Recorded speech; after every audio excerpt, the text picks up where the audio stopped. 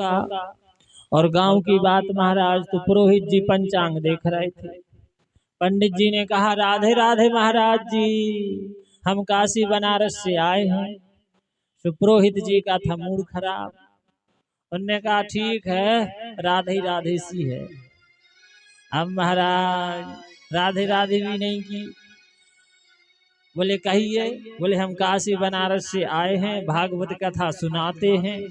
एक काम करो, हमारे जो पैसा थे सब चोरी हो गए। अब यहाँ से किसी से मांगेंगे तो अच्छा नहीं लगेगा।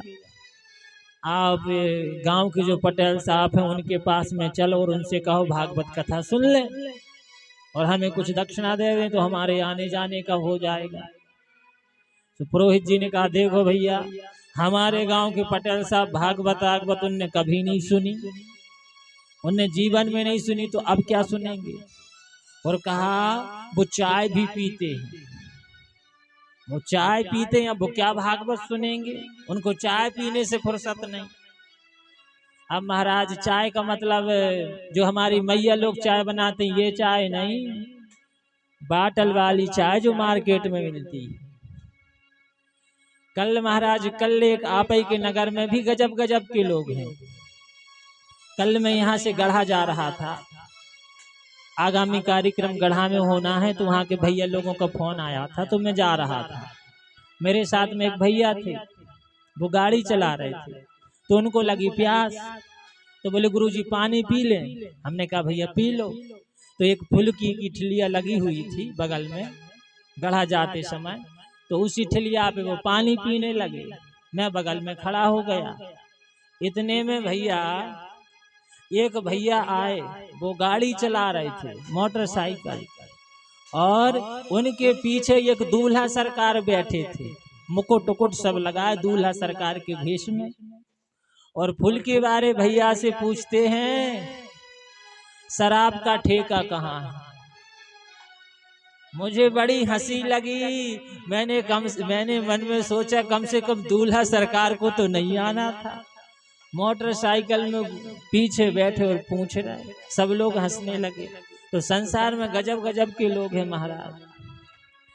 ऐसे ही महाराज अब पुरोहित जी ने कहा हमारे पटेल साहब तो गांव की चाय पीते हैं, वो क्या भागवत सुने। अरे कहा तुम चलो तो कहो सुन ले।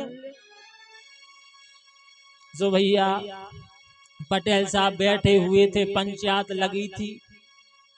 अब पटेल साहब जहाँ बैठते थे तो महाराज तखत टाइप का एक चौकोल पत्थर था, उसी पे बैठे।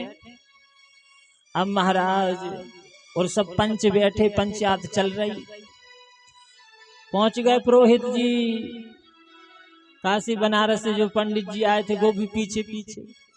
बोले पटेल साहब राधे राधे।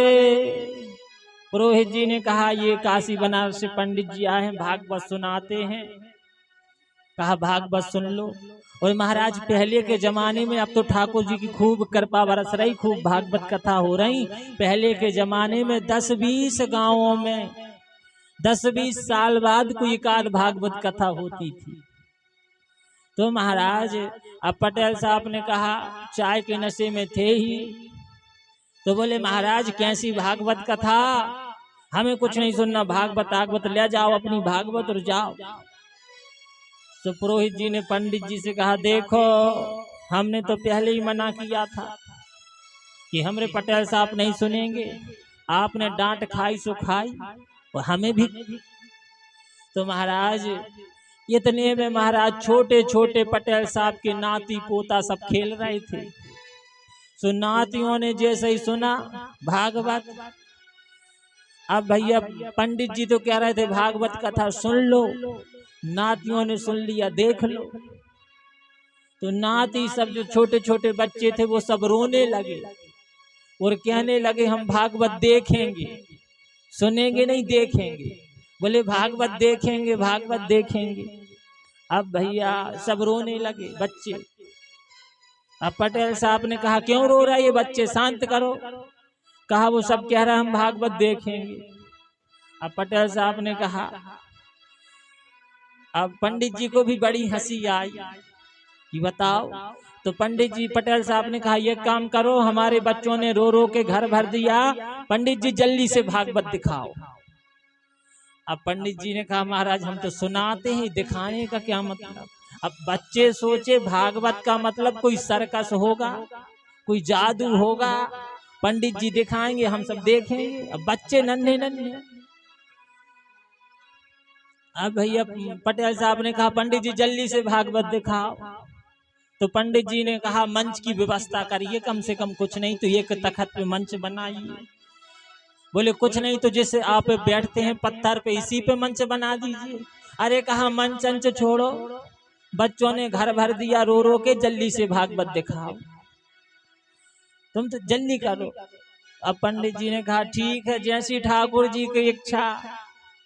तो महाराज जिस पत्थर पे पटेल साहब बैठते थे उसी पे पंडित जी बैठ गए। तखत जैसा तो था ही। पटेल साहब कोई काम से चले गए घर के अंदर, उसी पर बैठ गए और भागवत खोली और मंगलाचरण करने लगे। सो बच्चे सब देखने लगे और बच्चे कहते हैं देखो देखो अभी बंदर निकलेगा, ध्यान से देखो निकलने ही वाला है। और गांव के लोग भी सब आ गए, सब देख रहे हैं अब निकलेगा कुछ, अब निकलेगा कुछ। वो तो सोचे कोई जादू है। अब महाराज इतने में क्या हुआ, पंडित जी मंगलाचरण कर रहे थे, सब गांव के कह रहे देखो देखो। अब इतने